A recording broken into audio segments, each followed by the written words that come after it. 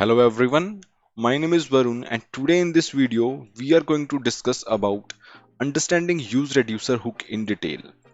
So before diving into how it works, let me share a brief introduction with you. It is actually just another hook which is used to handle state. But now my question is, why do we have this hook as we already have use state hook, right? So the answer is, whenever we feel that our state handling logic is becoming complex and it is not aligned with the practices like single responsibility principle or separations of concern, then we need to refactor our app by using use reducer hook. Guys, if you feel that single responsibility principle or separation of concern are the keywords which are new to you, don't worry, I will be explaining such things in my best practices video which I will launch in few days. All right. Now if you are aware of Redux library, then it is very much similar to it, as they both follow the same design principles with few differences. Of course, you don't need to have prior understanding of Redux in order to understand use reducer hook. In fact, we should be aware that Redux is used in applications where we need to have centralized state management. Okay, now my point is, this is not a video where I will be giving you a difference between use reducer or Redux, and I hope that you will understand it by yourself whenever you will be doing more practice. But yeah, let me also share few interesting facts with you. If you can combine use reducer with context API, it can be a powerful tool which can serve as the same purpose as Redux. And the good thing is, you don't need to include any third party library. In fact, you will be surprised to know that useStateHook is internally using useReducer to perform its operations. So I hope that you have got a basic idea of why we should use useReducer hook. So now let's so enough of the intro, and now let me first share the agenda for this video with you. So we are going to start with what is use reducer. I hope that I have already clarified you that what is use reducer and why do we need it, right? Apart from that, I will be sharing a use reducer hook specification where I will be telling you that how this function is working, what are its parameters and what it is returning. Apart from that, I will show you a problem first, that see, we are using use state hook, and with this use state hook it is becoming complex to handle state, right? And then I will share that how we can introduce use reducer in our example to simplify our state management logic. At the end, I will be sharing a complete summary, some of my opinions regarding how we have to use reducer and what is the right way of deciding between the use reducer and use state hook.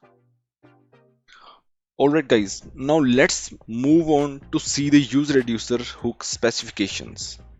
So here you can see that I have defined a use reducer hook, and there are three parameters which this hook is accepting. One is the function which we call as reducer function. Another one is the initial state for my hook, and apart from that there is init function, and this function is used to set the initial state if there is a lazy loading stuff in my hook. Okay, so now let me first tell you what is the role of this function. So it is the main function which is used to handle every logic which is there to update my state. Okay, so guys, you might be thinking this new terminology, but it is actually coming from the JavaScript reduce method. And reduce method, from here it means that it accepts two parameters and returns one parameter or returns one value. Similarly, this reduce function is also accepting two parameters, that is state and action, and it is going to return me the state, that is single state. So it is quite similar to the reduce method that we have in JavaScript. Don't worry, these are the new terms that I can feel that as a fresher you may feel that these are the new terms, like what is action, what is state and all, or what is dispatch. I will try to give you a better understanding of all these terms. So now let's move on to the next parameter, that is initial state. So initial state is to add initial state to my reducer. Okay, so we have a component and this component will be having some state, and we have use reducer hook through which we can manipulate or handle that state. But every component requires some kind of initial state, right? So here what I am talking about initial state. Usually in terms of use reducer, we try to have primitive or non-primitive states.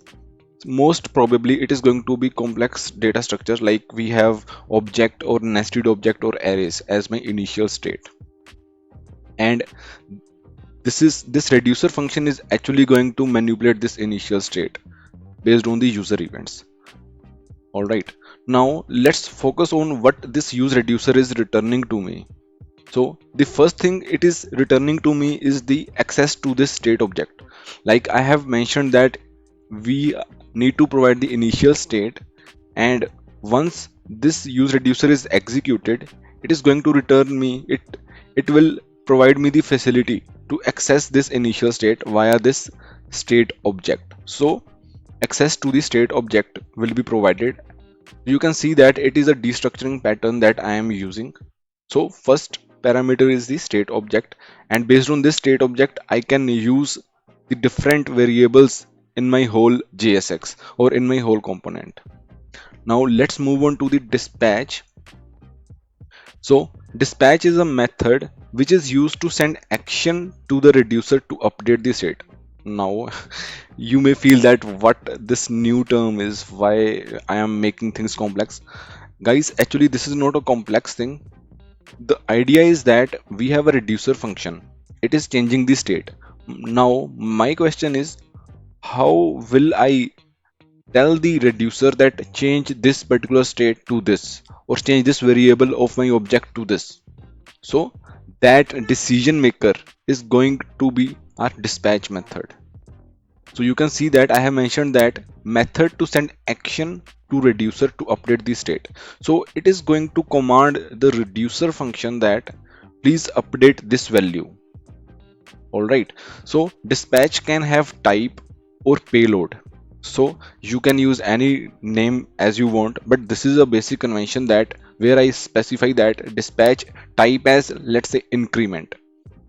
Okay, and in my reducer function there will be a increment handler where I will say that okay, if it is increment then what should I do. Apart from that, dispatch can also pass some data from the component to this reducer function as a second parameter, which I am calling you as a payload. Alright guys, I hope that you have got the basic idea about what use reducer is, what are its different parameters, and what are its return type like state and dispatch. Now enough of the theoretical part is done. Now let's move on to the code base. So guys, enough of the talk. Now let's actually dive into the code base to see the differences.